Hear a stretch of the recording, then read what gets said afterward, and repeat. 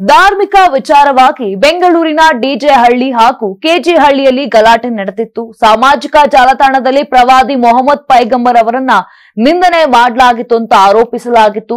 ಇದೇ ವಿಚಾರಕ್ಕೆ ಈ ಪ್ರದೇಶಗಳಲ್ಲಿ ಭಾರಿ ಸಂಘರ್ಷ ಉಂಟಾಗಿತ್ತು. ರಾಜ್ಯಾದ್ಯಂತ ಸುದ್ದಿಯಾಗಿದ್ದ ಈ ಪ್ರಕರಣದ ಆರೋಪಿಗಳಿಗೆ ಇದೀಗ ನ್ಯಾಯಾಲಯ ಶಿಕ್ಷೆಯನ್ನ ಪ್ರಕಟಿಸಿದೆ.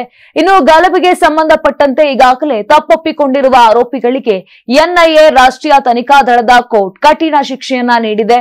ಪ್ರಕರಣದ ಮೂವರು ಆರೋಪಿಗಳಾದ ಸೈಯದ್ ಇಕ್ರಮುದ್ದೀನ್ ಅಲಿಯಾಸ್ ನವೀದ್ ಎನ್ನುವವನ್ನ ಇದರಲ್ಲಿ A14 ಆಗಿದ್ದಾನೆ.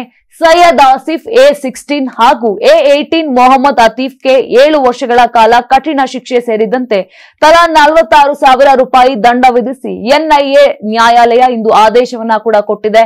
ಅಲ್ಲದೆ ಈ ಪೋಸ್ಟ್ ಅನ್ನ ಆಗ ಶಾಸಕರಾಗಿದ್ದ ಅಖಂಡ ಶ್ರೀನಿವಾಸ್ ಮೂರ್ತಿ ಸಂಬಂಧಿಕ ಪೋಸ್ಟ್ ಮಾಡಿದ್ದಾರೆ ಎಂದು ಆರೋಪಿಸಲಾಗಿತ್ತು. ಇದೇ ವಿಚಾರವನ್ನು ಇಟ್ಟುಕೊಂಡು ಅವರ ಮನೆಗೆ ಬೆಂಕಿ ಹಚ್ಚಿದ್ದರು.